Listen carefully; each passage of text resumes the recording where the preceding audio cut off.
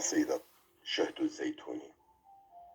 من غابة الزيتون خلف السياج ينحدر الليل بلا مأزرة، حيث القبلة للشاعر نفسه صراخ شجي الأسى في لوعة الغياب، والفتنة ترسم لنا المدى باحتضار ربيع شاحب.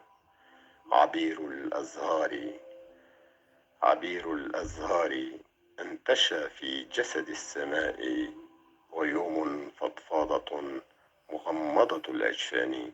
المأساة هي المأساة في كل صلاة.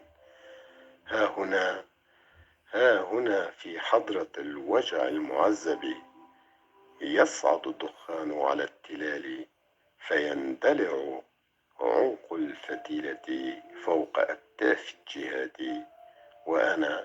وأنا دخلت في غيبوبة داخل أهداب الحياة. أيتها الأرض أيتها الأرض لا تدعين على الهوامش، أملأ الهواء بترياق من المعجزات.